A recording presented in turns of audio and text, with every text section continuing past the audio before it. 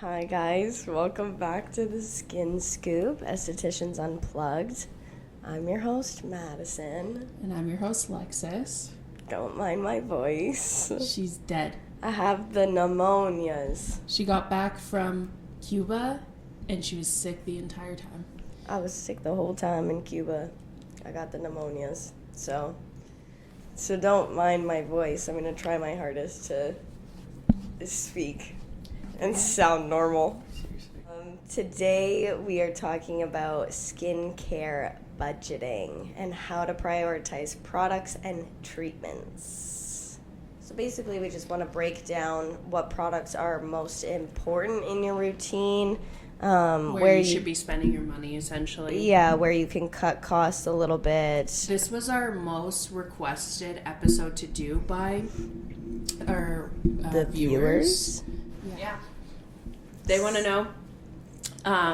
There's estheticians that are like only medical grade skincare, but I feel like that doesn't make it very inclusive for everyone to be able to enjoy, when really we just want to push skin health, period. Yeah. Do you want to talk about the budget pyramid? Yeah. So basically there's a thing called the skincare budget pyramid, and you want to put majority of your money at the base of your pyramid, and then less critical things are going to be on the top. So those are the things like your random mask and things that you don't necessarily need, your essences and stuff like that that are nice to have in your routine, but they're not a necessity. The foundation is where you should focus your budget because it supports everything else. So this is going to be your cleanser, your moisturizer, your treatment products, anything like that. And then as you move up, the products become more optional depending on your goals and your budget. So at the base, this is going to be your cleanser, moisturizer, and sunscreen. Now, for these products, I don't think that you necessarily need to spend a fortune on them, because for me, I tell my clients all the time that I would prefer you spend your money on things that you're leaving on your skin. So your vitamin C, your tyrosinase inhibitor, things like that. And I also say when building a routine that really the things that you should focus on are consistency rather than splurging on 5 million products. Your cleanser, your moisturizer, and your sunscreen is all you really need to get started, and then you build there once you feel like you need to, one, target a concern, or two, you can be consistent with that routine. I also don't care about the cleanser. For cleansers, a lot of people use CeraVe. Yeah, I'm iffy about cleansers, actually. I changed my mind. I care about the cleanser if you have acne. Yeah. If you don't have acne, I don't care about your cleanser. I think even if you're acne prone, there's cleansers that you can find that are within the budget. Yeah. I think it's also really important to look at the ingredients that are in your 100%. cleanser. Obviously, you don't want like pore clogging ingredients and whatnot. Yeah. CeraVe is very, very popular. A lot of dermatologists recommend CeraVe or Spectrogel. I hate the way Spectrogel smells. I know. I use it for my tattoos and piercings. Yeah. I just hate the way it smells. I know. It's gross. Yeah. It is gross. Ugh. The Hydra Boost line, they have a cleanser as well. I think there's two different options. One does have fragrance and one is fragrance free. So I would probably go the fragrance free route, but there are lots of different brands and good brands at that, between La Roche-Posay and CeraVe and stuff like that, that I would be okay with my client using that. Sunscreen, I don't necessarily care what sunscreen you're wearing as long as you're wearing a sunscreen, but I would prefer it to be mineral. And I find that sometimes that can be hard to find at the drugstore previously. Now that times have changed, I feel like there's more mineral sunscreens coming out. They have a really good selection in the summertime at Shoppers for mineral-based sunscreens, but like when I just went looking for a body sunscreen, they had none. Yeah. There's like 4 different kinds of sunscreen. Yeah. And then moisturizer. Obviously, hydration is key. You do want a good skincare based on your skin type and your goals and stuff like that. But you could use a very basic moisturizer and then have a really good serum that is going to be like 2 times more effective than your moisturizer is. Yeah. And I would rather you use the serum because they're more concentrated and more targeted. Yeah. So with the moisturizer also, I mean, as long as it's not the ones from CeraVe that have the retinol in them or the SPF 15, No. like do not rely on SPF 15 as your SPF No. in a moisturizer. That does not count. Treat it as the cherry on top. I understand where you are coming from, where you don't care about the cleanser and the moisturizer. But I know that if I used just CeraVe or Cetaphil or anything from Shoppers as my cleanser and moisturizer, I'd be fucked. My skin would freak out. Yeah, I would But everyone's say skin's different, everyone's right? skin is different for sure. And I think also La Roche-Posay would be a better treatment option because they have more targeted products. I like their barrier balm. The Hydro Boost line, I always say this by Neutrogena, is actually really good. They have a cleanser. They have the mask. I think they like started with the moisturizer and the mask, and then now it's like a whole line. Oh. It's not bad. Let's talk about the middle of your pyramid. This is where we get into your active serums, your retinols. So the middle tier is more based on your skin's concerns. So this is where you would get into like a Lumiere Ever Active Serum, their vitamin C, or your AHAs, BHAs, something that's going to exfoliate your skin, whether that be a chemical exfoliant or a granular exfoliant, so like the microderm polish as well. This is where you want to spend majority of Your monies. your money, I would say. You want to invest in high quality active ingredients that have the clinical studies to support that they are going to do what they claim that they do. With things like vitamin C especially, it is so unstable that it is a costly product to make. So when you see a $5 vitamin C, you have to think about how effective is that really going to be, knowing how unstable it is. They need to be, I mean, typically you don't want to have them in a dropper because then you're getting oxidation, air, and stuff like that in it. SkinCeuticals does have it in a dropper. So does Lumiere. Yeah, but they have clinical studies that say that even with the dropper, it only loses 6% of its efficacy, which is great. Like, it's still, even if it oxidizes, it's still going to work. Yeah. But you just want to make sure that it's in a dark bottle. And I do prefer the pump vitamin C's. But there's lots of different options for vitamin C. Do you like the one from Zeo? No, I hate it. So do I. I don't like the way it feels. I hate it. It makes all my products pill. But yeah, you want to definitely make sure that in your routine, when you're starting to add your targeted treatments, that the bulk of your budget, when you can afford it, is going to high quality ingredients. Yes. And then the top of your pyramid, these are things that you don't necessarily need, but they're kind of luxury add-ons if you feel like you want to. Would love a luxury add-on. Yeah, seriously, I'm big into them. Your sheet mask, tools. You don't need these things, but if you would like to, and they just take your skincare level to the next level. Yeah. Your skincare game to the next level. Yeah, there we go. Yeah. Takes your skincare game to the next level. Yeah.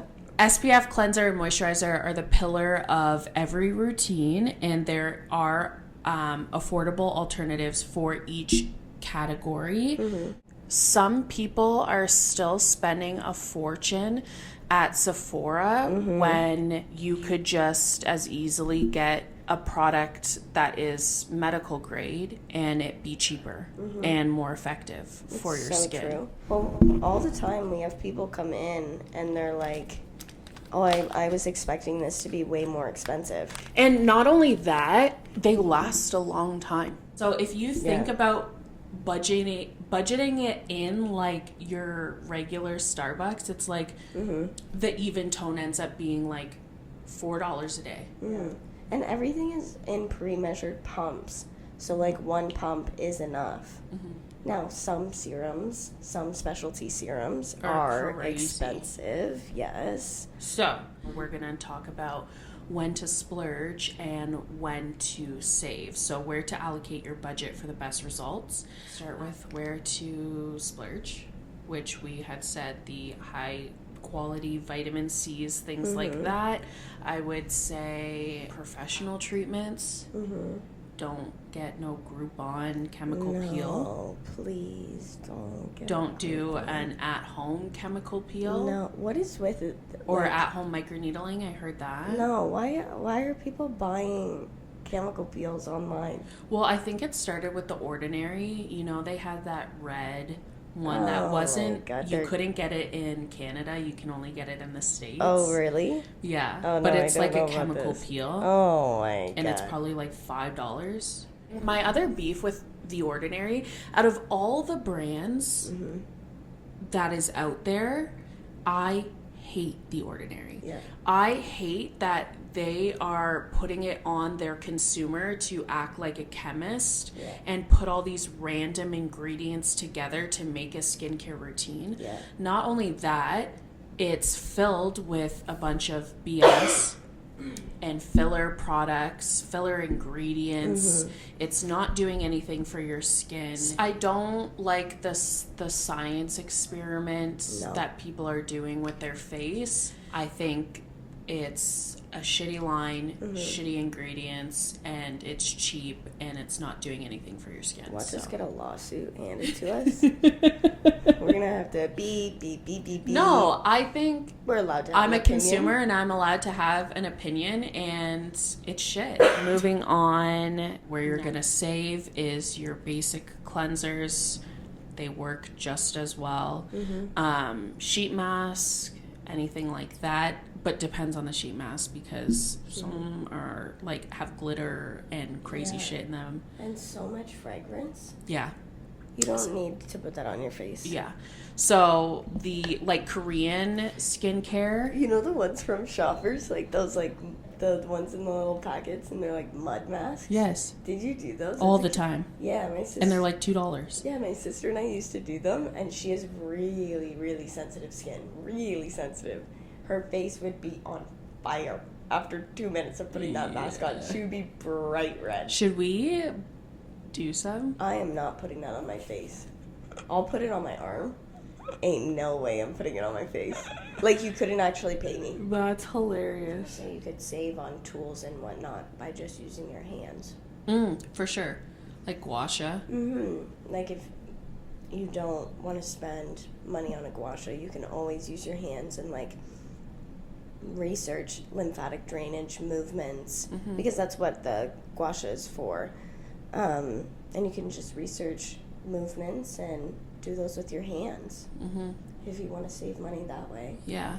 And I think it's really important also in the skincare world to not get caught up in trends and the next best serum and stuff like that. Once you have a foundation, a good routine that works well for you, stick to it and alternate, you know, depending on the seasons, but you don't need to be like getting every new trending product. I feel like that's really difficult with TikTok now. For sure. Because, the trends be trending. So many things pop up on TikTok, and then you see their skin and you're like, oh my gosh, it looks so good. Like, I should get this product and my face will look like this. And with skincare, again, it's people that have been through the ringer and seen dermatologists and doctors and have no idea what's going on, and then you see someone on TikTok who had stage 4 cystic acne and they're using Dial soap, so you're like, oh wow, maybe like that works for me too. But don't do that. Yeah. And don't give in to the hype of, even if it is a medical grade skincare line or product or anything like that, just do what works for your skin. And no Dial soap as your cleanser. Yeah. That's not where we're cutting costs. Yeah, no.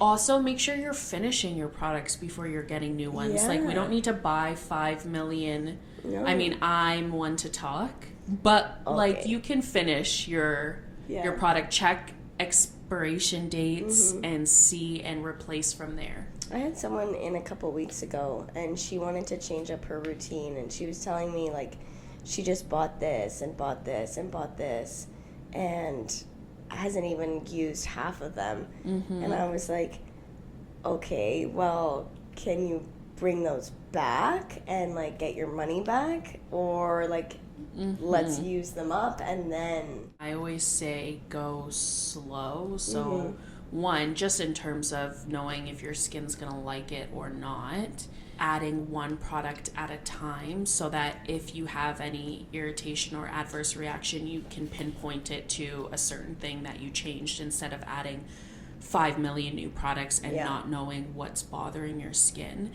But slowly building your routine also helps. Like, we don't have to get a vitamin C and a retinol and all these expensive things and then do it all at once, because that's going to be $5 million, and not everyone can do that. I can't even do that. Yeah, I can't do $5 million.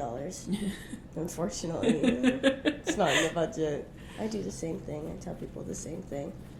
Start slow.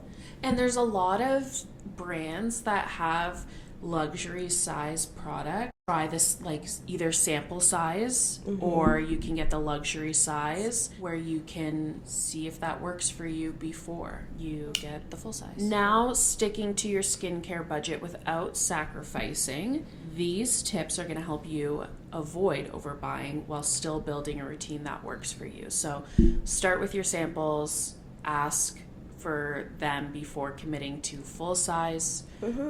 You can always ask us for samples, too. Yeah, Like, I mean, we don't have them for every product. No, but sometimes we can put them in, like, a little container if we have one of the bottles opened, if you want to try it and see if you like it.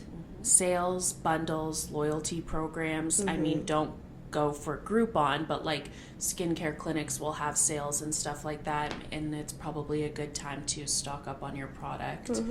I also like products that are kind of like a 2-for-1. It makes it better when you have two functions of a product because you're getting more use out of it. Like, I have so many of these. The exfoliating polish, really great for exfoliating your face, but you can also use it on your lips as a lip scrub. Skin Better has a detoxifying scrub mask, so it's an exfoliant and it's also a detoxifying mask. Hill Derma, that's your ultimate all-in-one. Good for refreshing your skin. You can use it on pets. You can use it to clean your makeup brushes in between actual washes, disinfect things. There's so many options, honestly. I could go on. Bright and Clear Solution from Illumier. It's an exfoliator, but also a hydrator.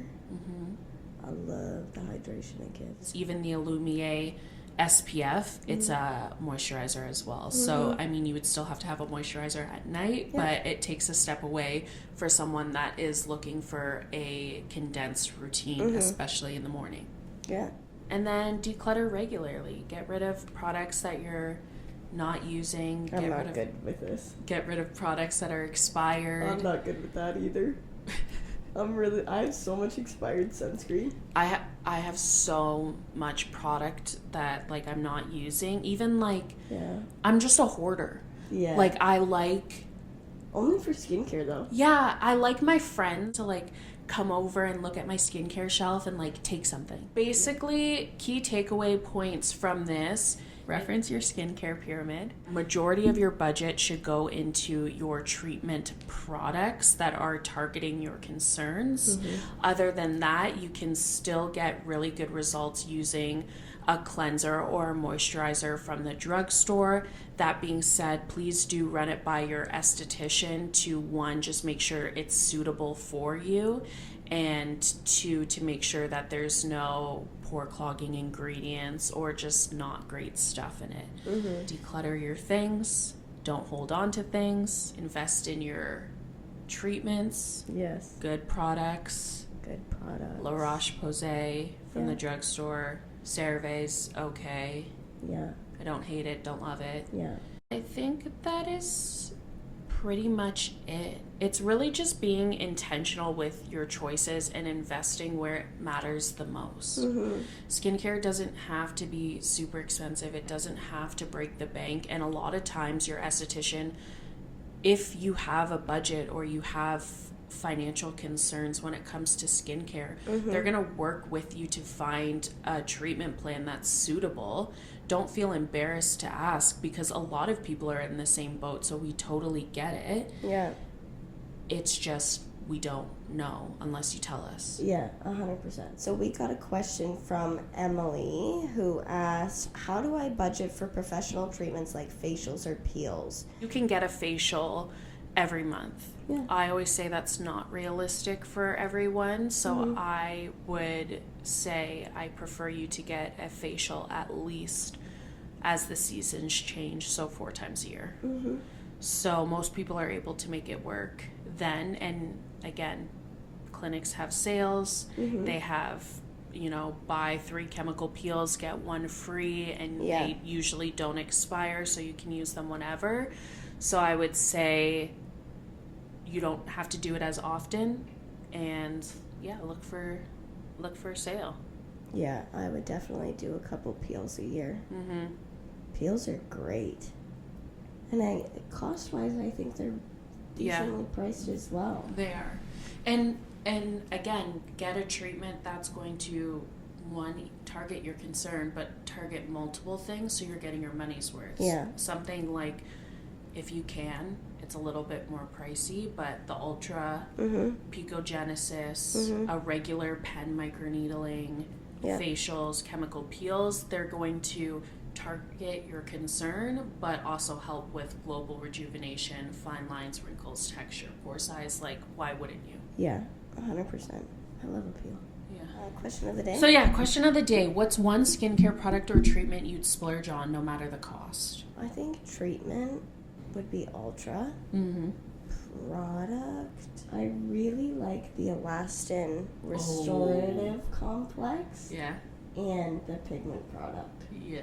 Like, I really like those two. A treatment that I would splurge on would be a treatment with exosomes and Tyrosinase inhibitor. a tyrosinase inhibitor. Like, next time I'll just answer the question for you. Sorry we're dead today. I got pneumonia. Okay. And Give me a break. I don't have an excuse. Thank you for listening to the episode. Happy Monday, guys. Thanks for